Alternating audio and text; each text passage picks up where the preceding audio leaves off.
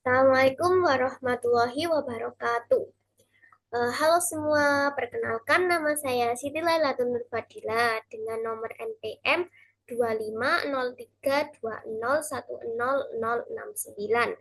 Saya dari Paralel B, Program Studi Teknik Industri, Fakultas Teknik dan Sains Universitas Pembangunan Nasional Veteran Jawa Timur. Pada kesempatan kali ini, saya akan menjelaskan laporan proyek mandiri fisika dasar, analisis gerak, dan energi sistem partikel. Tugas ini diberikan oleh dosen pengampu fisika yaitu Bapak Dr. Nailul Hasan SSI MSc. Nah, sebelum pada simulasi geraknya, proyek ini bertujuan untuk menganalisis sistem benda yang bergerak di bawah pengaruh gaya pada bidang miring dan mengalami tumbukan parsial elastis. Proyek ini berfungsi sebagai pengintegrasi konsep-konsep dasar fisika mekanika klasik dalam satu sistem yang komprehensif.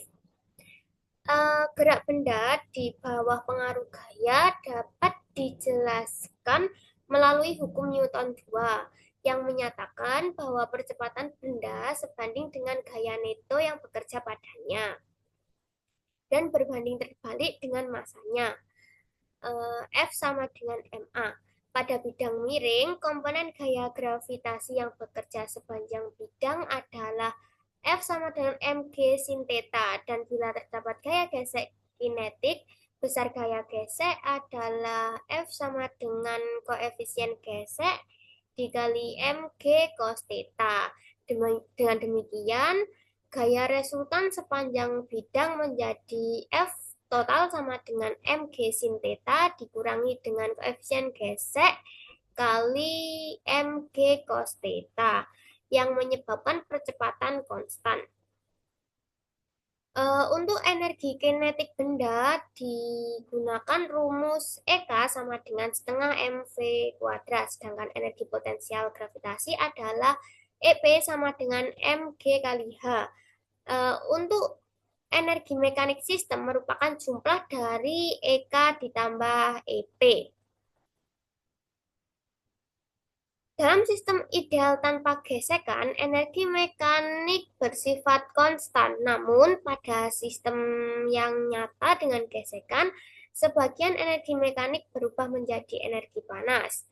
Ketika benda pertama menumbuk benda kedua, hukum kekelan momentum menyatakan M1V1 ditambah M2V2 sama dengan M1V1 aksen ditambah dengan M2V2 aksen. Koefisien restitusi E mendeskripsikan seberapa elastis tumbukan tersebut. Jika E sama dengan 1, maka tumbukan elastis sempurna. Dan jika E di antara 0 dan 1 menunjukkan tumbukan bukan bersifat tidak elastis sebagian, dan jika E sama dengan 0, maka tumbukan tersebut tidak elastis sempurna. Sebelum melakukan simulasi, ada beberapa asumsi yang dapat diterapkan untuk menyederhanakan sistem dan memudahkan perhitungannya. Yang pertama, menggunakan gerak satu dimensi. Yang kedua, gaya normal konstan. Yang ketiga, gesekan kinetik konstan. Yang keempat, tidak ada hambatan. Yang kelima, tumbukan linear. Yang keenam, bidang kaku dan benda tidak berubah bentuk. Dan yang terakhir, metode numerik Euler digunakan untuk menghitung posisi dan kecepatan setiap langkah waktu. Simulasi dilakukan menggunakan perangkat lunak Microsoft Excel dengan interval waktu delta T sama dengan 0,01 sekon. Perhitungan numerik dilakukan baris per baris berdasarkan iterasi waktu. Adapun hasil simulasi saya adalah sebagai berikut.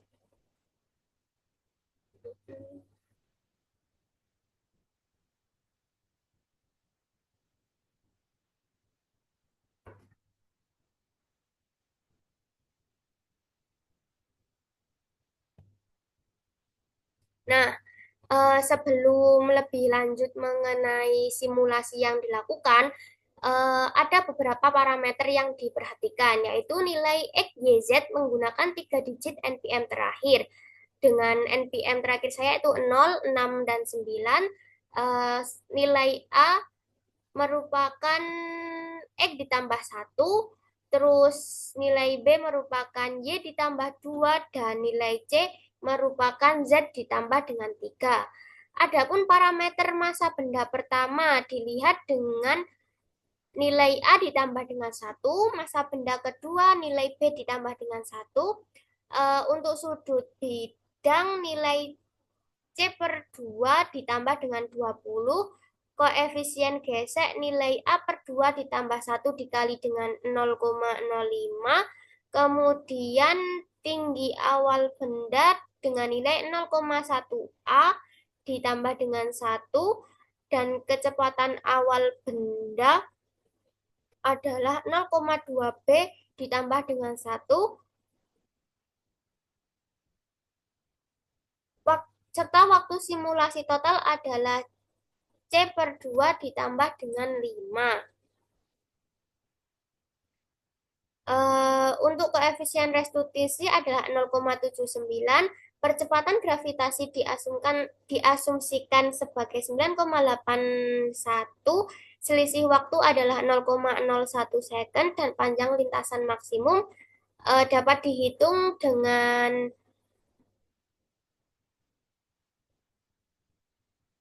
rumus tinggi awal dibagi dengan sin theta dengan sudut tetanya adalah 26 derajat. Nah, setelah mengetahui nilai dari parameter-parameter ini, maka kita akan mengkalkulasinya pada kalkulasi elastisitas sempurna, di mana kita masukkan nilai T, S1, H1, V1, A1, F net, EK, EP, E total, dan momentum total. Pada kalkulasi elastisitas sempurna, tumbukan terjadi setelah detik 1,05. Simulasi ini dilakukan sampai dengan T yang ke-11 sesuai dengan petunjuk yang telah diberikan pada tugas. Sama dengan kalkulasi tidak elastik, juga dilakukan sampai dengan T11 sesuai dengan petunjuk dari tugas. Setelah itu, kita membuat grafik hubungan posisi dan waktu. Pada elastisitas sempurna, grafik hubungan kecepatan dan waktu, grafik hubungan energi dan waktu, dan grafik hubungan momentum dan waktu. Selain pada elastisitas sempurna, kita juga membuat grafiknya pada kondisi tidak elastis.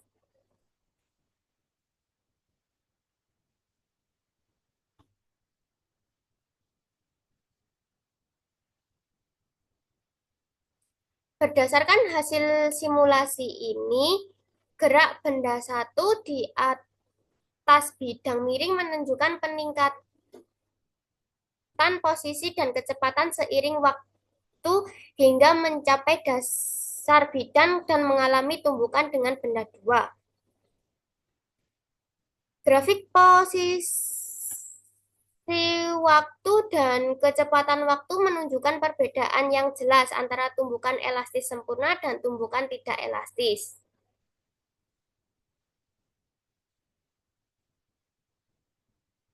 Pada kondisi elastis sempurna, benda satu memantul kembali setelah tumbukan, sementara benda dua bergerak maju dengan kecepatan lebih besar. Sebaliknya, pada kondisi tidak elastis, kedua benda bergerak bersama dengan kecepatan yang lebih rendah setelah tumbukan, sesuai dengan karakteristik tumbukan yang menyerap sebagian energi kinetik sistem. Dari grafik energi terhadap waktu, terlihat bahwa energi total sistem tidak sepenuhnya konstan. Penurunan energi total pada kasus tidak elastis menunjukkan terjadinya konversi energi kinetik menjadi energi bentuk lain, bisa menjadi energi bentuk panas ataupun yang lainnya.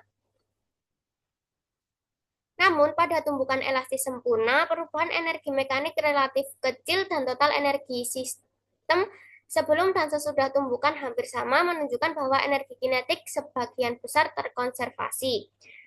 Selanjutnya, analisis gerak momentum memperhatikan bahwa momentum total sistem terjaga selama tumbukan, baik elastis maupun tidak elastis. Meskipun terdapat redistribusi momentum antara kedua benda, nilai total momentum sebelum dan sesudah tumbukan tetap mendekati konstan, menandakan bahwa hukum kekekalan momentum berlaku pada sistem tertutup ini. Selanjutnya, efek gaya gesek dan sudut bidang berperan penting terhadap simulasi. Semakin besar sudut kemiringan, komponen gaya gravitasi sejajar bidang meningkat, sehingga percepatan benda bertambah dan energi kinetik lebih cepat. Sebaliknya, semakin besar koefisien gesek, gaya hambat pada benda meningkat dan menyebabkan percepatan, kecepatan, serta energi kinetik menurun. Dengan demikian, gesekan berfungsi sebagai mekanisme disipasi energi yang menghambat gerak dan menurunkan efisiensi konversi energi mekanik sistem. Nah, berdasarkan hasil simulasi gerak dan energi sistem partikel pada bidang miring, dapat disimpulkan bahwasanya konsep dasar kinematika gaya dan energi serta momentum saling berkaitan dalam menjelaskan dinamika gerak benda.